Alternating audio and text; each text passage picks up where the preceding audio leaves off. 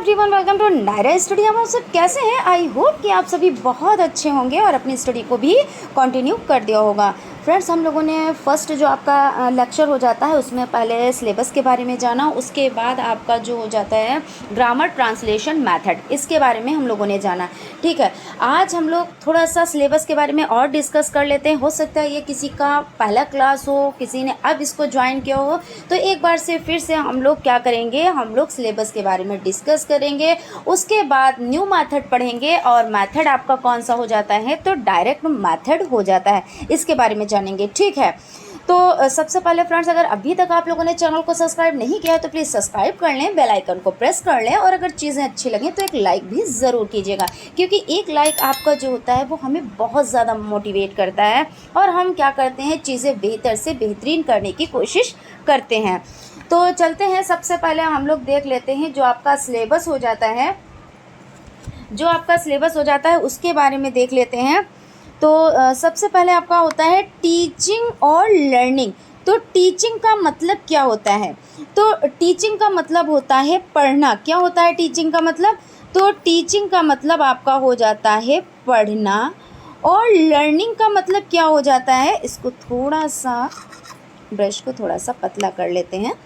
पढ़ना हो जाता है और लर्निंग का मतलब क्या होता है? तो लर्निंग का मतलब हो जाता है सीखना। ठीक है ना? तो लर्निंग का मतलब क्या हो जाता है? तो लर्निंग का मतलब सीखना होता है और टीचिंग का मतलब होता है पढ़ना। और ग्रामर तो आपको पता ही है, व्याकरण को ग्रामर कहते हैं। ठीक है ना? व्याकरण जो आप हिंदी में व्याकरण कहेंगे और इंग्लिश में इसको ग्रामर कहेंगे। ठीक है, तो आपको क्या क्या पढ़ना है? आपको पैडागोजी के 3 टॉपिक पढ़ने हैं, वो तो आपको पता ही है। प्लस आपको ग्रामर में देखना है क्या क्या चीज़ें हमें पढ़नी है, क्या क्या चीज़ें इंपॉर्टेंट है, उन पर हम लोग डिस्कस करेंगे। और इन चीज़ों को आप बहुत अच्छे से पढ़िए, नोट्स बना के रखिए, क्योंकि आपका जो टेट हो जाता है, ठीक है ना, टेट हो जाता है, आपका सीटेड हो जाता है, इन सभी में ये आपकी जो इंग्लिश हो जाती है, आप जब ये पढ़ेंगे, ग्रामर अच्छे से समझेंगे, यानी हर एक चीज़ आप लोगों के लिए बेनिफिट देगी। क्यों? क्योंकि आपके अदर एग्ज़ाम में भी आपको बेनिफिट ये कराएगी। और सबसे पहली बात तो यही है कि आपका जो डीएलएड पीटीसी हो जाता है, इसमें आप देखिए सेकेंड सेमेस्टर में पढ़ेंगे तो आप लोगों के लिए बहुत ज़्यादा फ़ायदेमंद है। प्लस आपको इसी से रिलेटेड चीज़ें क्या होंगी, 4th सेमेस्टर में मिलेंगी। यानी आप सेकेंड सेमेस्टर में तैयारी अगर अच्छे से कर लेते हैं तो आगे आने वाले जो भी एग्ज़ाम है उसमें आप लोगों को बहुत ज़्यादा बेनिफिट मिलेगा। तो चलते हैं, हम सबसे पहले देख लेते हैं इसमें क्या चीज़ें, जो पैडागोजी के 3 टॉपिक हैं वो कौन कौन से पढ़ने हैं। तो इसमें आपका हो जाता है, पहला आपका हो जाता है different approaches and methods of English, यानी टीचिंग इंग्लिश। तो इसका मतलब क्या होता है? डिफरेंट मतलब क्या होता है? तो डिफरेंट मतलब हो जाता है अलग। क्या हो जाता है? तो डिफरेंट मतलब होता है अलग। और अप्रोच मतलब क्या होता है? तो अप्रोच होता है नज़रिया। क्या होता है? तो अप्रोच होता है नज़रिया। उसके बाद आपका मेथड आप विधि, तरीका, आप विधि भी कह सकते हैं, तरीका भी आप कह सकते हैं। ठीक है ना? क्या कह सकते हैं? तरीका भी आप कह सकते हैं। उसके बाद आपका हो जाता है इंग्लिश मतलब अंग्रेजी। और टीचिंग मतलब क्या होता है? तो पढ़ना होता है। यानी यहाँ पे आपका हो जाता है अंग्रेज़ी पढ़ाने के विभिन्न दृष्टिकोण और तरीके। उसके बाद सेकंड आपका देख लेते हैं क्लासरूम टीचिंग। तो इस पर भी डिस्कस कर चुके हैं, फिर से डिस्कस करते हैं। और जितना रिपीट होती हैं चीज़ें उतना ही बेहतर होता है। तो आपका क्लासरूम टीचिंग, क्लास यानी कक्षा, है ना? क्लासरूम टीचिंग यानी कक्षा में जो पढ़ना होता है वो कैसे होता है। तो कक्षा में अगर आप बच्चों को इस तरह से पढ़ा रहे हैं कि आप इसके फोल्डिंग के रूप में हैं, ठीक है, ZPD के रूप में है, जोन ऑफ प्रॉक्सिमल डेवलपमेंट। ठीक है ना? तो टीचर वो बहुत अच्छे माने जाते हैं। प्लस जो क्लासरूम में जो टीचिंग होती है वो कैसी होती है? तो वो टीचिंग आपकी हो जाती है बच्चे खुद से यानी स्वयं से करके चीज़ों को सीख रहे हैं। इसके लिए बच्चों को क्या दिया जाता है, अच्छा माहौल दिया जाता है, अच्छा परिवेश दिया जाता है। तो क्लासरूम में टीचिंग किस तरह से है उसको भी हमको सीखना है, यानी क्लासरूम क्या होते हैं, अट्रैक्टिव बनाए जाते हैं, वहाँ अच्छे अच्छे चार्ट लगाए जाते हैं, कहानी जैसे कहानियों की चार्ट लगा दिए गए, खरगोश था, एक कछुआ था, इस तरीके से और भी बहुत से चार्ट लगा दिए जाते हैं। तो बच्चे क्या होते हैं, कहानी को स्टेप बाय स्टेप समझते हैं कि ये इस तरह से है। तो यहाँ पे हम इन चीज़ों को समझेंगे किस तरह से क्लासरूम टीचिंग होती है। उसके बाद आपका थर्ड जो हो जाता है वो आपका हो जाता है, यहाँ पे देख लेते हैं, रेसिटेशन यानी गायन of nursery and poem with A rhythm, यानी रिदम में कैसे बच्चों को यानी नर्सरी बच्चों को कैसे पढ़ाना है, गाना कैसे सिखाते हैं, इन सब चीज़ों पर हम डिस्कस करेंगे। यानी कि बच्चों को शिक्षा कैसे दी जाती है, तो भाई गीतों के माध्यम से यानी नर्सरी सॉन्ग से उनके माध्यम से हम बच्चों को क्या करते हैं, तो शिक्षा देते हैं। तो वो शिक्षा बच्चे बहुत अच्छे से ग्रहण कर पाते हैं यानी रिसीव कर पाते हैं। अभी आप बोरिंग क्लास हो, बच्चों को ऐसे बड़े बड़े पोथी पत्रे पढ़ा दिए जाएं तो क्या बच्चे पढ़ पाएंगे, नहीं पढ़ पाएंगे, बच्चों की कुछ समझ में नहीं आएगा। लेकिन जब सॉन्ग के माध्यम से, पोएम के माध्यम से बच्चों को सिखाया जाता है तो बच्चे क्या होते हैं, उसमें इंटरेस्ट लेते हैं और उनका मन क्या होता है, पढ़ाई में लगता है और वो रोज़ स्कूल जाते हैं। यानी बस यही सब चीज़ें हम लोग क्या करेंगे, इसमें डिस्कस करेंगे। उसके बाद यहाँ पे तो आपके ये जो टॉपिक हैं पैडागोजी के 3 टॉपिक हो गए, इसको आपने समझ लिया। अब हम लोग देखते हैं टाइप, मेथड एंड अप्रोचेस, ये आपका हो गया। ठीक है, इसमें आपका देखिए क्या क्या चीज़ें हैं, टाइप, मेथड एंड अप्रोचेस में क्या क्या चीज़ें हमें पढ़नी है इसको हम लोग देख लेते हैं। तो चलिए यहाँ पे समझ लेते हैं। सबसे पहले आपका क्या हो जाता है, तो सबसे पहले आपका डायरेक्ट मेथड हो जाता है जो कि आज हम लोग डिस्कस करेंगे। उसके बाद ग्रामर ट्रांसलेशन मेथड हो जाता है। ग्रामर ट्रांसलेशन मेथड यानी कि जैसे हम लोगों ने कैसे शिक्षा ग्रहण की, इंग्लिश को कैसे सीखा, भाई ग्रामर ट्रांसलेशन मेथड के माध्यम से ही सीखा ना इंग्लिश। क्यों, क्योंकि देखिए क्या होता है भाई, हिंदी में लिखा दिया गया इसको ट्रांसलेट करो, ऐसे ही तो सीखा है ना हम लोगों ने। तो वही ग्रामर ट्रांसलेशन मेथड आपका हो जाता है। और डायरेक्ट मेथड यानी सीधी विधि कि हम आपसे बोल रहे हैं, आपको पढ़ा रहे हैं और आप फटाफट से उसको सुन रहे हैं और उसको क्या कर रहे हैं, रिसीव कर रहे हैं, तो ये आपकी हो जाती है यानी सीधी विधि हो जाती है। फिर बाइलिंगुअल मेथड हो जाता है। तो बाइलिंगुअल मेथड यानी द्विभाषी विधि हो जाता है यहाँ पे बाइलिंगुअल मेथड। ठीक है, फिर है डॉक्टर वेस्ट मेथड, तो इसे आप डॉक्टर पश्चिम विधि भी कह सकते हैं।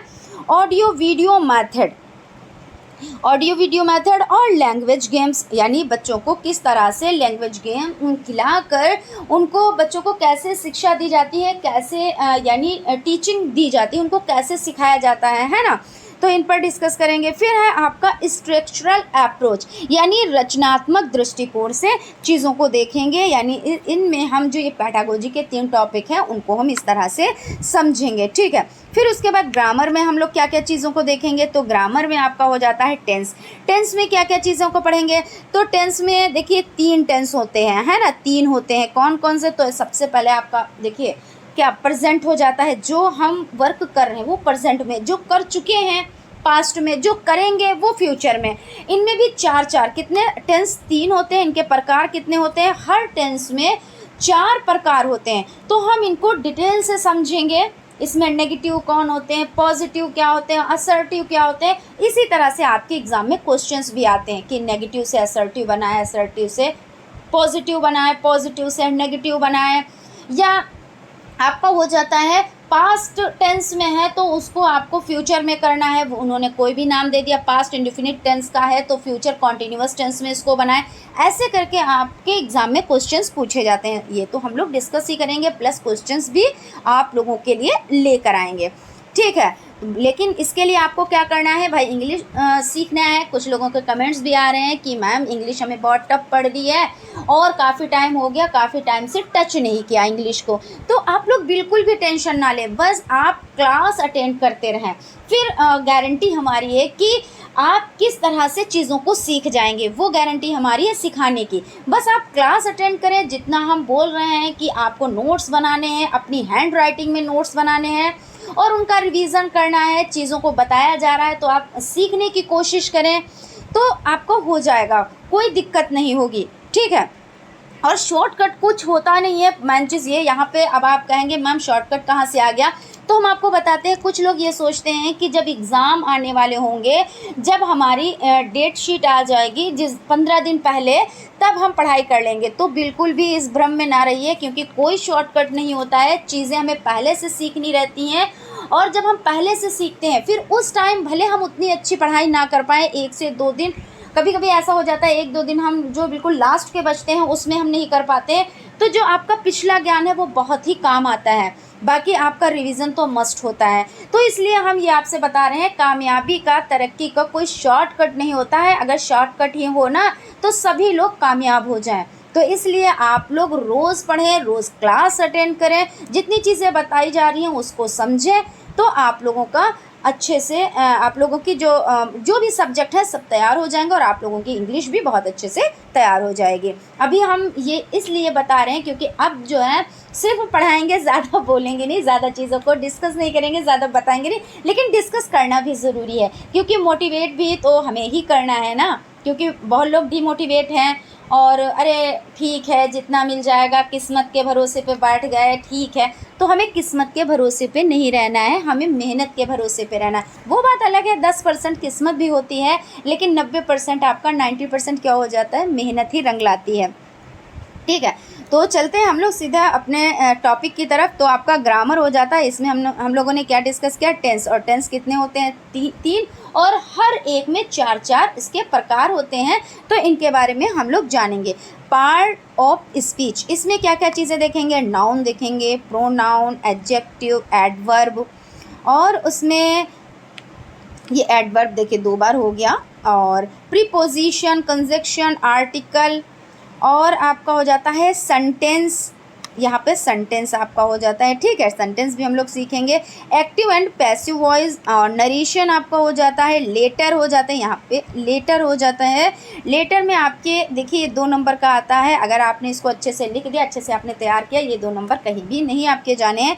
एप्लीकेशन भी 2 नंबर का आता है, तो ये भी आपका 2 नंबर कहीं भी नहीं जाने हैं। आप लोगों ने अगर अच्छे से इसको तैयार कर लिया। ऐसे ये भी आपके आते ही आते हैं। लेसन प्लान ये भी, तो समझ लीजिए 6 से 7 नंबर तो आप लोगों के क्या है, जो आपने याद किया है, चीज़ों को अच्छे से समझा है, और उसको विद मीनिंग अच्छे से, भाई मीनिंग भी तो महत्वपूर्ण होती है, तो आपने विद मीनिंग अच्छे से, जैसे मैं बताती चलूँगी आपको किस तरह से याद करना है, क्योंकि याद करने की भी विधियाँ होती हैं। ऐसा नहीं है कि आपने रट लिया तो भी आप नहीं, कुछ लोग ऐसे होते हैं जो रट भी लेते हैं लेकिन वो नहीं लिख पाते हैं। आखिर कैसे हम लिख पाते हैं, तो इस पर भी हम लोग डिस्कस करेंगे।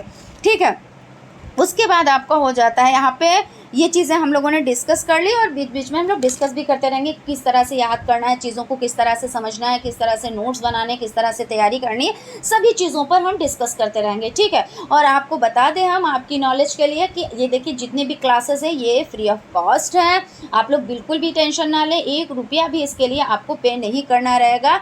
ठीक है, तो आप लोगों से हमें क्या चाहिए, अब आपके माइंड में एक चीज़ आएगी, मैम आपको फिर हमसे क्या चाहिए, क्योंकि आप ऐसे ही इतनी मेहनत क्यों कर रही हैं। तो हमें आप लोगों का प्यार चाहिए, हमें आप लोगों का दुलार चाहिए, और वो आप कैसे दे सकते हैं, अच्छे अच्छे कमेंट करके, प्लस लाइक करके। और आप लोग लाइक ज़रूर कर दिया कीजिए। ऐसा नहीं है कि आप लोग पढ़ लेते हैं, अच्छी बात है, बहुत अच्छी बात है। अगर आपको सेशन नहीं अच्छा लगता कोई बात नहीं, आप नहीं लाइक करते हैं, लेकिन अगर सेशन अच्छा लगे तो आप लोग लाइक ज़रूर क्या कीजिए। इससे हम क्या होते हैं, मोटिवेट होते हैं। ठीक है, तो चलते हैं हम लोग टॉपिक की तरफ। आज का जो टॉपिक है, पहले कल हम लोगों ने कौन सा टॉपिक कंप्लीट किया था, ग्रामर ट्रांसलेशन मेथड, जिससे हम लोगों ने क्या की है, पढ़ाई की है। ऐसे ही तो की है भाई, अनुवाद दे दिए जाते थे, राम जाता है तो इसकी इंग्लिश बनाओ, सीता रो रही है इसकी इंग्लिश बनाओ, यानी ग्रामर टू यानी ट्रांसलेशन मेथड के द्वारा हम लोगों ने क्या किया, पढ़ाई की है ना। चलते हैं हम लोग आज डायरेक्ट मेथड को देखेंगे। डायरेक्ट मेथड में क्या है, ठीक है, तो इसको समझ लेते हैं। फर्स्ट टॉपिक आपका हो यानी सेकंड यहाँ पे टॉपिक हो जाता है। देखिए हमने यहाँ पे थोड़ा सा मिस्टेक हुई है। ठीक है, यहाँ पे सेकंड है ये, क्योंकि फर्स्ट तो हम लोगों ने कंप्लीट कर लिया है। इसको थोड़ा सा, हाँ यहाँ पे आपका हो जाता है सेकंड हो जाता है। तो इसमें आपका है different approaches and method of teaching English. तो इसमें आपका क्या हो जाता है, इसमें ओरिजिन क्या होता है? ओरिजिन का मतलब होता है उत्पत्ति। क्या होती है कि इसकी उत्पत्ति कहाँ हुई? उत्पत्ति कहाँ हुई? तो उत्पत्ति फ्रांस में हुई। अगर बात की जाए इसके सन की, तो यानी डेट की कब हुई, तो 1901 में हुई। ठीक है, ये आप लोग याद रखिएगा, इस तरह से क्वेश्चंस पूछे जाते हैं। प्रिंसिपल तो जर्मनी हो जाता है। ठीक है, एम क्या है? एम का मतलब क्या होता है? तो एम का मतलब होता है उद्देश्य। क्या होता है एम का मतलब? तो एम का मतलब होता है उद्देश्य। ठीक है, एम का मतलब उद्देश्य होता है, और इसका उद्देश्य क्या है? तो इंग्लिश टू इंग्लिश। क्या है एम का मतलब? तो उद्देश्य, एक बार यहाँ से फिर से थोड़ा सा, उद्देश्य है, और इसका उद्देश्य क्या है? तो इंग्लिश टू इंग्लिश, यानी इंग्लिश में हम बोलेंगे, आपको इंग्लिश समझना है ना। तो जैसे हम इंग्लिश में बात कर रहे हैं और आप इंग्लिश में उसको, मतलब भाई जब हम बोल रहे हैं तो आप इंग्लिश में ही सुनेंगे, फिर हम उसका फीडबैक लेंगे, तो आपको क्या करना रहेगा? इंग्लिश में ही आंसर देना होगा। जो इंग्लिश मीडियम स्कूल्स हो जाते हैं वहाँ इसी तरह से तो पढ़ाई की जाती है ना। तो फिर यूनिट मतलब क्या होता है? इकाई होती है। यूनिट मतलब क्या होता है? तो यूनिट मतलब होती है इकाई। ठीक है, क्या होती है? तो यूनिट मतलब होती है इकाई। यहाँ पे थोड़ा सा क्लियर नहीं लिखा था। यूनिट मतलब होती है क्या चीज़? तो यूनिट मतलब हो जाती है इकाई। आप लोग इसको सब नोट डाउन करते रहें। एम का मतलब क्या होता है? तो उद्देश्य होता है। ठीक है, एम का मतलब उद्देश्य होता है। और आपका जो ओरिजिन यानी उत्पत्ति कहाँ हुई? तो फ्रांस में। और कब हुई? तो 1901 में। ठीक है, ये आप लोग सब नोट करते हुए चलिए। एम क्या है? तो इंग्लिश टू इंग्लिश, यानी इंग्लिश में सुनो और इंग्लिश में जवाब दो। यूनिट क्या है? यूनिट मतलब क्या हो जाती है? तो इकाई हो जाती है। इसकी यूनिट क्या है? तो सेंटेंस। सेंटेंस मतलब क्या होता है? तो होता है वाक्य। क्या होता है? सेंटेंस मतलब होता है वाक्य। अब मेथड, मेथड मतलब क्या होता है? तो मेथड का मतलब होता है, मेथड का मतलब होता है विधि। क्या होता है मेथड का मतलब?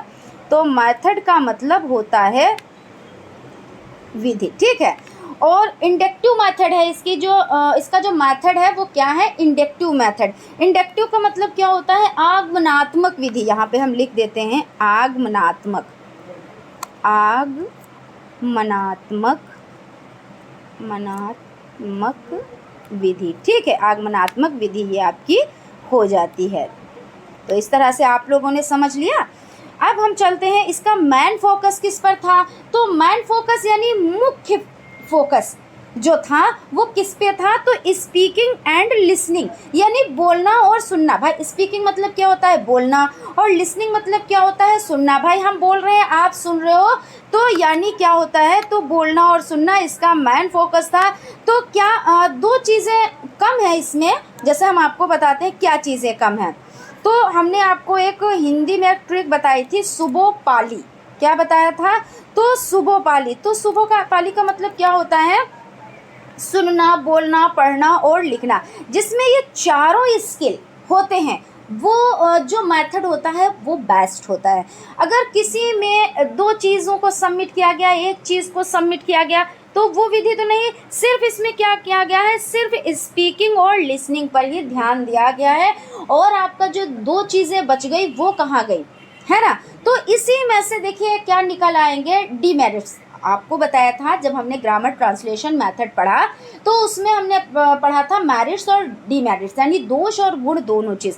क्योंकि भाई किसी में अगर कोई गुण है तो दोष भी होते हैं, अगर दोष है तो गुण भी होते हैं। ऐसा तो नहीं जैसे कोई इंसान है तो क्या है उसमें भाई, अगर बहुत सारे दोष, अगर आपने कह दिया अरे वो बहुत बुरा, वो बहुत बुरा, वो बहुत बुरा, लेकिन कुछ तो उसमें अच्छा ही होंगे। और कोई इंसान है बहुत अच्छा, बहुत अच्छा, बहुत अच्छा, लेकिन एक आध उसमें भी कमी होती है। तो बस इसी तरह से तो वो डीमेरिट्स हो जाती हैं, यानी जो दोष होते हैं, और मेरिट्स मतलब गुण हो जाते हैं। वो भी हम लोग देखेंगे, पहले इसको समझ लेते हैं।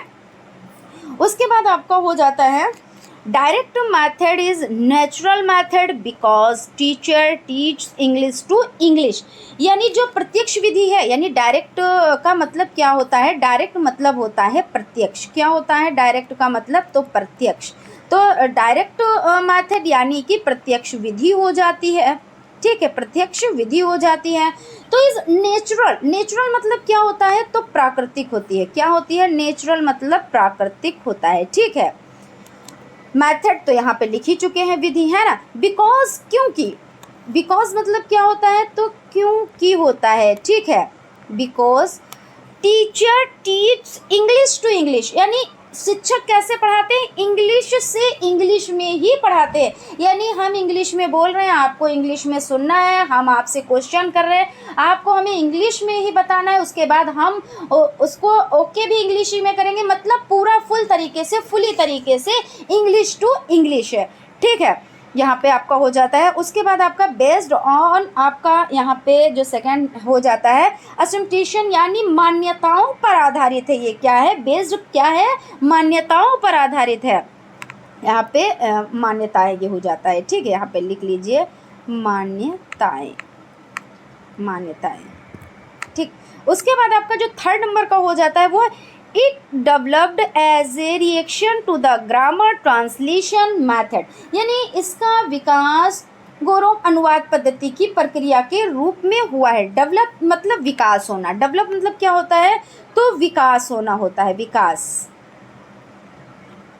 ग्रामर तो आपको पता ही है, ग्रामर मतलब व्याकरण, व्याकरण।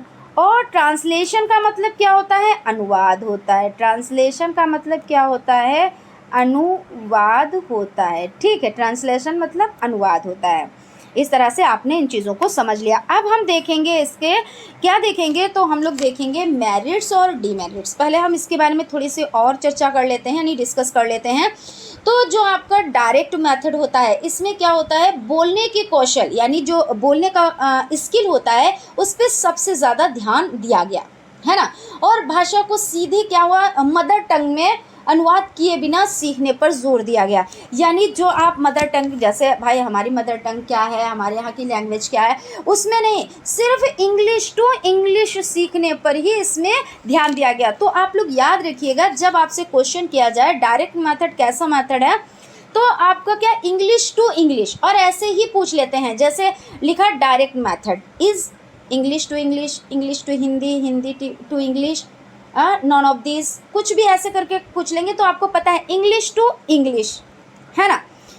उसके बाद चलते हैं merits of direct method. Merits मतलब क्या होते हैं, गुण होते हैं। क्या होता है, गुण होते हैं। और भाई और का यानी ऑफ, का, की, के लिए लगाया जाता है, के हो जाता है। और डायरेक्ट मेथड यानी प्रत्यक्ष विधि के गुण।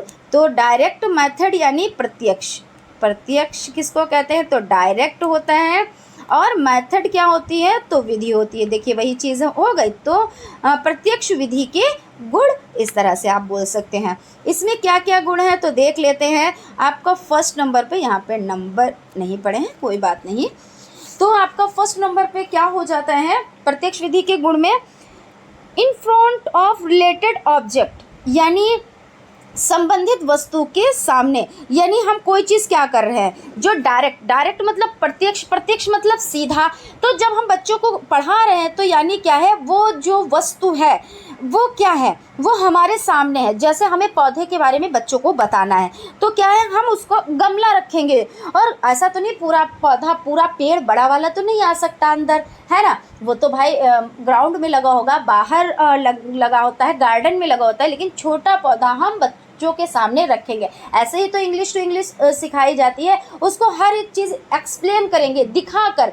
तो यानी सीधे डायरेक्ट चीज़ों को दिखाएंगे, और जब दिखाएंगे तो बच्चों से उसी से रिलेटेड क्वेश्चन भी करेंगे, है ना। कि ये प्लांट कैसा है, इंग्लिश में पूछेंगे तो भाई ग्रीन है, इसकी लीफ कैसी है, तो ग्रीन है ना। रूट कहाँ है, तो रूट्स कहाँ पे होता है, तो मिट्टी में होता है। मतलब हर एक चीज़ जो है वो इंग्लिश में बात की जाएगी, हिंदी में बिल्कुल भी बात नहीं की जाएगी। किसमें, तो डायरेक्ट मेथड में। हम ये बार बार क्यों बता रहे हैं, क्योंकि इससे रिलेटेड क्वेश्चन ज़रूर आते हैं एग्जाम में, कि डायरेक्ट मेथड कैसी विधि है, तो इंग्लिश टू इंग्लिश है, ठीक है। और उससे क्या होता है, जैसे सामने चीज़ों को रख के चीज़ों को सिखाया जाता है। अब एप्पल के बारे में बताना होता है, तो आपने देखा होगा आपके घर के भी बच्चे जाते हैं इंग्लिश मीडियम में, तो जाते होंगे, तो क्या है, किसी दिन एप्पल मंगाया जाता है, तो किसी दिन बनाना मंगाया जाता है, तो किसी दिन आपके बच्चे को ही एप्पल का ड्रेस पहना के बुलाया जाता है, तो इस तरह से कोई भी फ्रूट्स का नाम दे दिया और उससे रिलेटेड आपको क्या करना होता है, ड्रेस मार्केट से लेना होता है, बच्चे को पहनाना होता है, फिर वो बच्चा जाता है। ऐसे भी तो होता है ना, और ऐसे भी होता है कि वो फ्रूट्स लेके जाता है तो उसके बारे में बताया जाता है ये कैसा है, इसमें क्या क्या, इसमें इसकी खूबियाँ हैं, हर एक चीज़।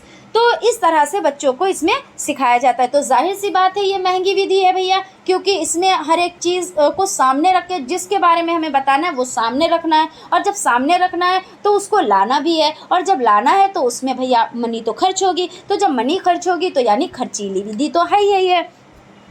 उसके बाद है हार्ड वर्क फॉर एक्सप्लेनेशन, ये सेकंड नंबर पे आपकी हो जाती है। तो हार्ड वर्क, भाई कठिन काम तो है ही है, कड़ी मेहनत तो जब इसका स्पष्टीकरण किया जाएगा तो इसमें कड़ी मेहनत तो टीचर को करनी ही रहेगी, और बच्चे भी भाई चीज़ों को सीख रहे हैं, इंग्लिश टू इंग्लिश में सीख रहे हैं, यानी इसमें क्या है, हार्ड वर्क है। तो स्पष्टीकरण के लिए कड़ी मेहनत है। यहाँ पे आप एक्सप्लेनेशन यानी इसका मतलब क्या होता है, स्पष्टीकरण क्या होता है, तो स्पष्टीकरण होता है, करण, ठीक है।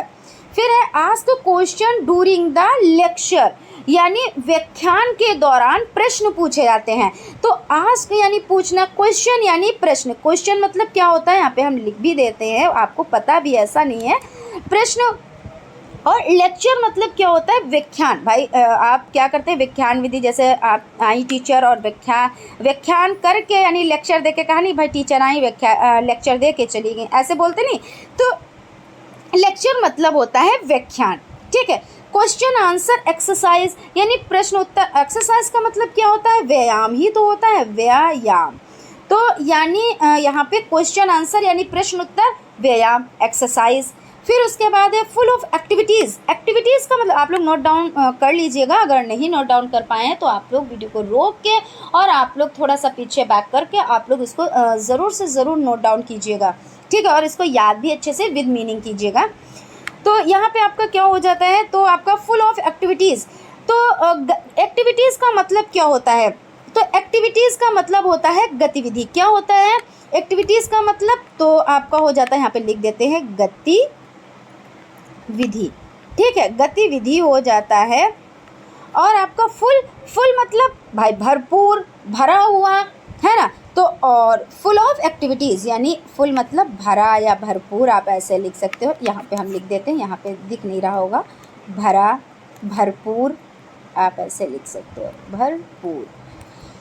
फिर है dictation reading allowed student self contact, यानी डिक्टेशन ज़ोर से पढ़ना छात्र स्वयं से करते हैं। भाई आप बच्चों को पढ़ा रहे हैं तो बच्चे क्या हैं, उसको पढ़ रहे हैं। तो क्या है जो डिक्टेशन आप बच्चों को बोल रहे हैं, पढ़ा रहे हैं, और वो बच्चे क्या कर रहे हैं, ज़ोर ज़ोर से पढ़ रहे हैं। ये छात्र क्या कर रहे हैं, तो स्वयं कर रहे हैं। सेल्फ यानी स्वयं कर रहे हैं, है ना, कहते हैं सेल्फ अटेस्ट, यानी अपने आप से उसको अटेस्ट करना है। तो सेल्फ मतलब होता है स्वयं से। स्टूडेंट तो आपको पता ही है कि छात्र होते हैं, है ना। और अलाउड यानी ज़ोर से, है ना, ज़ोर से। और रीडिंग तो आपको पता ही है, रीडिंग मतलब पढ़ना, रीडिंग मतलब पढ़ना, ठीक है। तो आप इनको भी नोट डाउन कर ले। तो यहाँ तक आपका क्लियर हो गया। फिर उसके बाद यहाँ पे आपका हो जाता है grammar taught use note by rules, यानी प्रत्यक्ष यहाँ पे क्या हो जाता है कि ग्रामर ये हो जाता है dictation reading allowed student self contact grammar thought use note by rules. इसके कोई रूल्स नहीं है, इसमें ग्रामर में क्या है, कोई रूल्स नहीं है, कोई नियम नहीं है। क्योंकि भाई जब आप बोल रहे हो, हम सुन रहे हैं और फिर हम बोल रहे हैं, तो वो ग्रामर ट्रांसलेशन मेथड में रूल्स बताए जाते हैं कि यहाँ पे इज़ लगेगा, यहाँ पे एम लगेगा, यहाँ पे आर लगेगा, यहाँ पे इस तरह से वाज लगेगा, यहाँ पर वेयर लगेगा, लेकिन इसमें ये चीज़ नहीं बताई जाती है, ठीक है। उसके बाद आपका हो जाता है डीमेरिट्स ऑफ डायरेक्ट मेथड। अब डीमेरिट्स की बात की जा रही है। डीमेरिट्स का मतलब क्या होता है, तो दोष। डीमेरिट्स का मतलब क्या हो जाता है, दोष यानी कमियां। वही चीज़ कि भाई अगर किसी में कोई अच्छाई है तो उसमें बुराई भी होती है।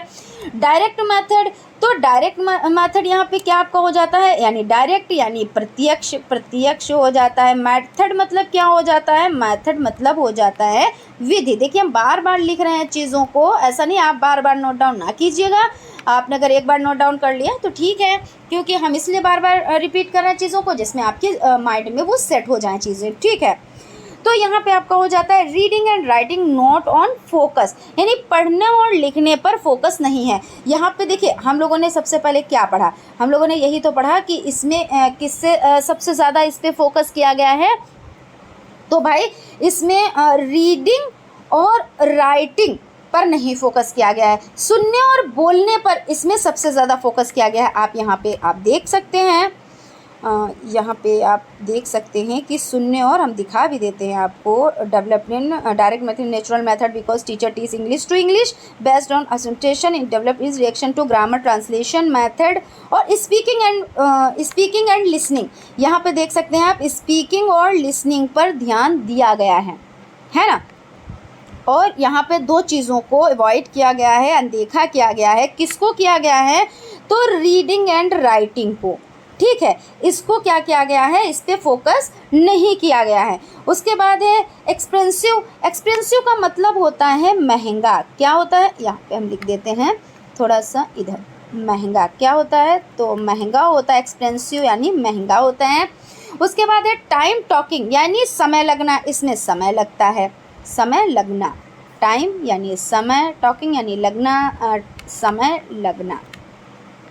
उसके बाद आपका हो जाते हैं our crowded classes are not allowed, यानी अधिक भीड़ वाली कक्षाओं की अनुमति नहीं है। इसमें ज़्यादा बच्चों को नहीं पढ़ाया जाता है एक साथ, क्योंकि अगर ज़्यादा बच्चों को भाई पढ़ना है और बच्चों को वही सीखना है और फिर हमें फीडबैक इंग्लिश में ही देना है। अगर बहुत सारे बच्चे होंगे तो हम फीडबैक नहीं ले पाएंगे। भाई एक टीचर है और बहुत सारे बच्चे हैं, फिर उसका फीडबैक भी तो नहीं, क्योंकि उस पर क्या है, सबसे ज़्यादा बोलने और सुनने पर ही ध्यान दिया गया है, लिखने और पढ़ने पर ध्यान नहीं दिया गया है। तो इसलिए इसमें क्या है, बहुत ज़्यादा बच्चों की भीड़ की इजाज़त नहीं है, यानी our crowded classes are not allowed, नहीं अलाउ है।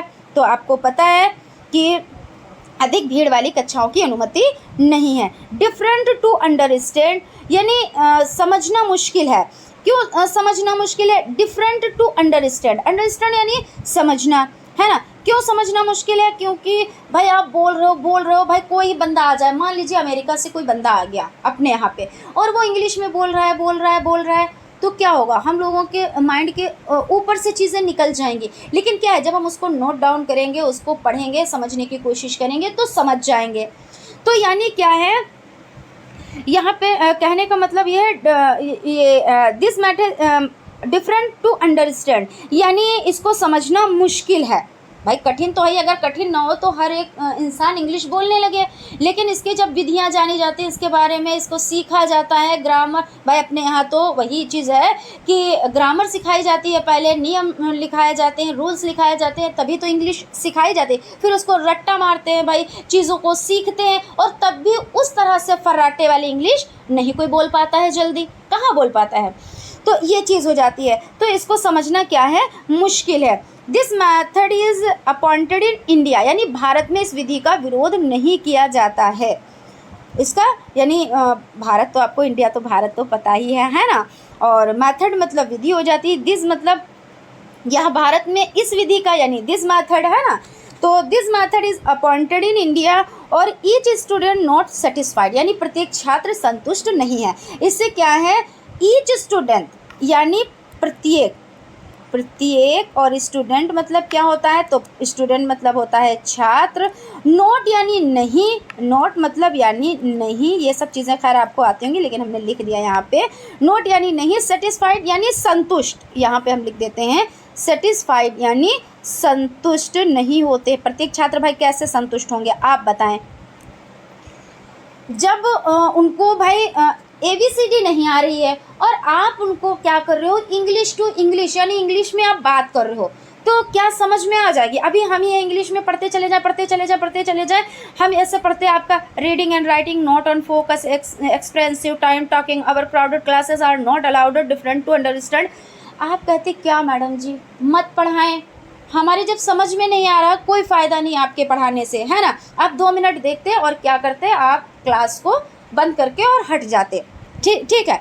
लेकिन जब चीज़ें आपको बताई जा रही हैं, समझाई जा रही हैं, तभी तो आप संतुष्ट हैं ना, कि हाँ मैम बता रही हैं, अच्छे से बता रही हैं, उसके जो अर्थ भी हैं उसको भी बता रही हैं, यानी मतलब जो जिसकी हिंदी होती है वो भी मैम बता रही हैं, तो यानी हमारी समझ में चीज़ें आ रही हैं, तो आप उसको पढ़ोगे तो यानी आप संतुष्ट हो गए। और जब हम आपको इंग्लिश में ऐसे ही बोलते चले जाएं और हम ये सोचें कि हम आपको सिखा चुके हैं या आप सीख चुके हैं, तो हम कैसे ये हम सोच सकते हैं। तो इसलिए क्या है, ईच स्टूडेंट नॉट सेटिस्फाइड, यानी कि हर बच्चा संतुष्ट नहीं होता है। हाँ, कुछ है जो बहुत टाइम से इंग्लिश पढ़ रहे हैं, उनको इस तरह से इस विधि से पढ़ाया जा रहा है, तो कुछ बच्चे समझ लेते हैं, लेकिन सभी बच्चे नहीं समझ पाते हैं। तो ये आपकी हो जाती है डायरेक्ट विधि। आई होप आप लोगों को चीज़ें बहुत ही अच्छे से समझ में आई होंगी।